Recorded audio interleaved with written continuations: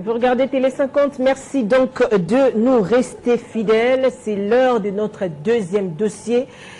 On reçoit sur ce plateau Omar Arthur Kayumba, il est président du Parlement des jeunes. Bonsoir et bienvenue à vous. Bonsoir madame. Merci. Alors on va parler de ce thème, RDC, épanouissement de la jeunesse, les défis à relever. Pour y parvenir, le défi, oui, il y en a et on va y arriver. Parlez-nous d'abord, c'est quoi le Parlement des jeunes? Ça existe depuis combien de temps et vous œuvrez dans quel statut? Merci madame pour la question et pour l'invitation. Très bien. Je vous souhaite aussi le vœu de bonheur et de paix. Merci, merci, je vous réciproque, merci beaucoup. Merci.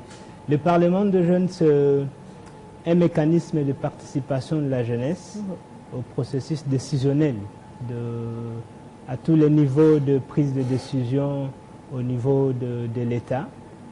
C'est un mécanisme qui a été mis en place depuis 1998 par les chefs d'État et de gouvernement de la francophonie pour promouvoir l'engagement citoyen des jeunes et de les initier à la culture parlementaire et aussi les initier au processus du contrôle citoyen des politiques publiques. À tous les niveaux.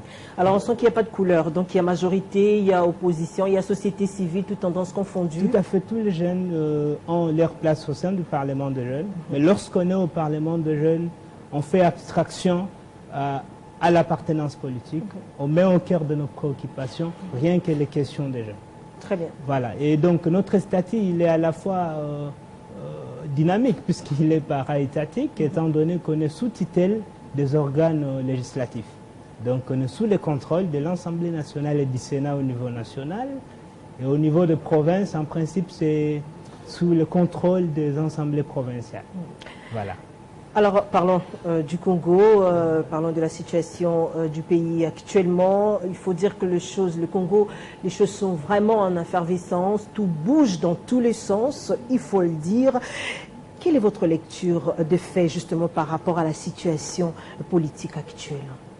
En tant que Parlement de jeunes et en tant que citoyen congolais, en tant que citoyen congolais, effectivement. Je reste très préoccupé et surtout très consterné parce que je perds de la débandade avec laquelle le peuple est en train de vivre la situation politique au pays. Le peuple est confus parce que en fait les uns réclament la mise en œuvre des choses qui sont vétustes. De l'accord de la Saint-Sylvestre. De la Saint-Sylvestre, que je considère en fait vétuste. C'est pas au rang de ce qui marche, c'est pas à ces prix-là que les gens devraient verser leur sang, parce que c'est un truc qui est passé. Je parle en tant que jeune. On devrait plutôt envisager des mécanismes pour de nouvelles conciliabules. Le calendrier électoral, il est là. On ne peut pas exiger de mettre en place un accord du 31 décembre 2017. Je pense que c'est pervers. C'est pervers. Il faut qu'on aille droit au but de les élections. Je veux dire aux amis de l'opposition et de la majorité que l'heure est tellement grave que ça est en train de perdre le temps. Parce que je dois avouer quand même que ce petit trouble arrange la majorité parce qu'elle va arriver à un moment, elle va dire, ben écoutez, vous avez fait passer le temps et il n'y avait plus moyen d'organiser les élections. On va encore aller au-delà du 23 décembre, parce que je me rappelle, en 2015, on devrait anticiper toutes ces situations, mais les opposants et les autres n'ont pas été prévoyants. Donc je pense qu'il faut être pragmatique, on a une date, on travaille sur quoi. Mais aussi, en tant que jeune, je suis en colère du fait que je n'aurai... Vous êtes en colère? Je suis en colère parce que je n'aurai pas la possibilité d'être candidat. Je ne saurais pas réaliser un seuil qui m'a été demandé. Le seuil de représentation. Et je n'ai pas d'argent pour déposer ma candidature. Donc nous avons été sacrifiés. Donc l'heure est très grave. C'est comme ça, j'ai dit qu'il y a lieu d'ouvrir une possibilité de parler. On dit est-ce qu'on peut toucher un peu à la loi électorale? Il faut une brèche. Ça c'est au nom des jeunes. Les jeunes n'ont pas d'argent. Et les indépendants jeunes ne seront pas rassemblés les seuils électoraux. Mais il fallait mettre un peu de l'ordre parce qu'il faut le reconnaître. Il y avait un désordre qui manque de mots. Il y avait vraiment un vrai désordre et le chef de l'État a estimé vraiment qu'il fallait mettre de l'ordre. Moi je pense, madame, il y a combien de partis politiques déjà? On ne sait même pas le citer. Il y en a tellement. Voilà. Mais est-ce qu'il y avait l'opportunité, madame? Nous sommes dans une situation qui demande de décrispation en décrispation. Mais nous, nous sommes déjà frustrés avec la loi électorale. Comment vous voulez que nous puissions soutenir un processus auquel nous ne sommes pas associés en tant que jeunes de moins de 35 ans? Donc je suis en colère, amertimé, consterné, puisque nous sommes à 42 millions de personnes de moins de 35 ans dans ce pays, sur les 7 ans. Voilà. Alors on espère que votre requête sera entendue. Vous voulez qu'on puisse rectifier, revoir la loi électorale. Alors, puisqu'on parle des jeunes, Francine Muyumba, présidente de l'Union panafricaine de la jeunesse, récemment réélue justement à la tête des l'UPJ. Aujourd'hui, elle semble être victime d'une campagne extérieure qui vise la RDC, justement, il faut le dire.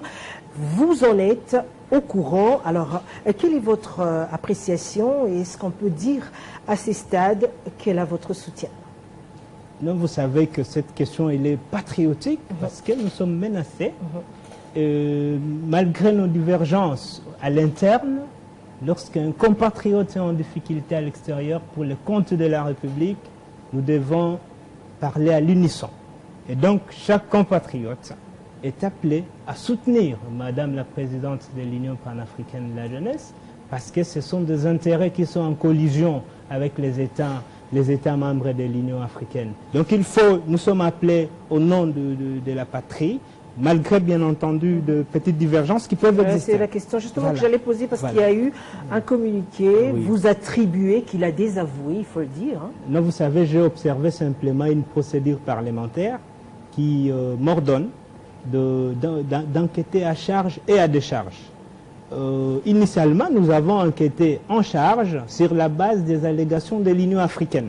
Et nous avons considéré que c'était inacceptable que des compatriotes puissent être scandalisés puisque ces faits qu'on les reproche, on ne peut pas aussi les accepter ici chez nous. Et après, nous avons instruit, nous avons enquêté à décharge. Vous avez enquêté. Et après, nous avons considéré que derrière les allégations de l'Union africaine, il y avait quand même du harcèlement, il y avait des conflits d'intérêts qui sont en collision entre les États. C'est acceptable dans la coopération internationale. C'est la bagarre, non? C'est la bagarre qu'il faut accepter. Donc il n'y a pas de tricherie, Madame Francine Voilà, nous avons auditionné les électeurs qui étaient à Khartoum. Mes représentants étaient aussi à Khartoum.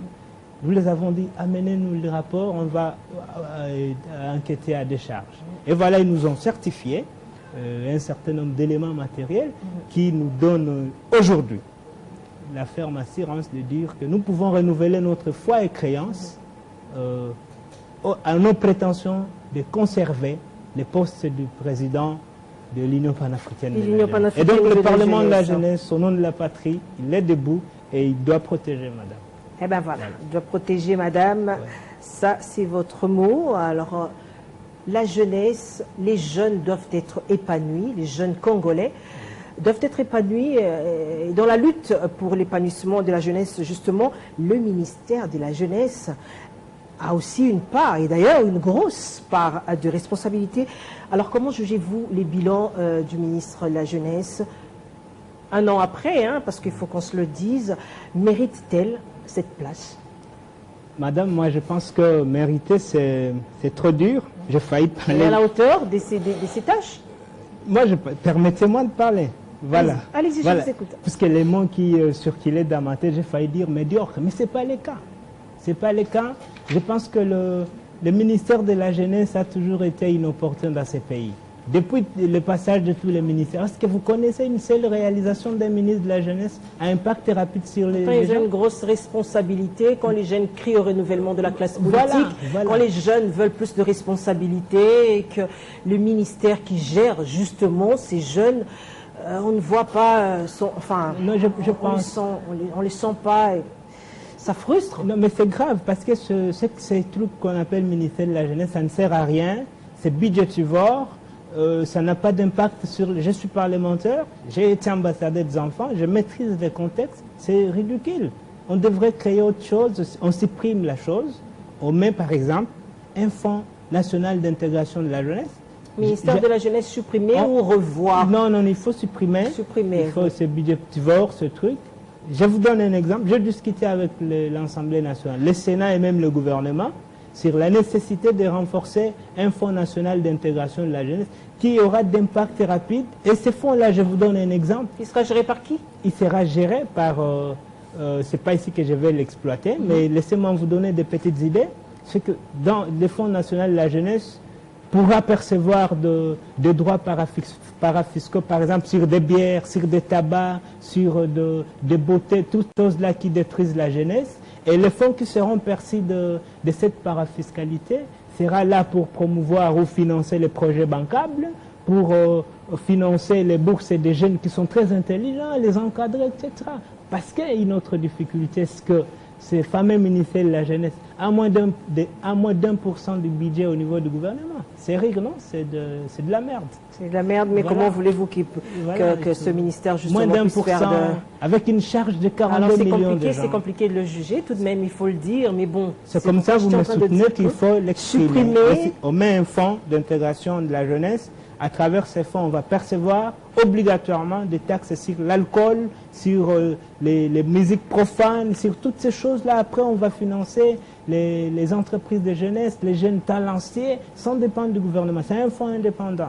Et ça même dépend. D'ailleurs, le gouvernement devrait m'applaudir. Il a les documents. Le gouvernement devait vous applaudir. Un fonds qui ne dépendrait pas justement du gouvernement. Omar Arthur Kayumba, merci d'avoir été sur le plateau de Télé 50. Je rappelle que vous êtes président du Parlement des jeunes. Merci, à très bientôt. C'est moi. Alors on va prendre notre troisième dossier.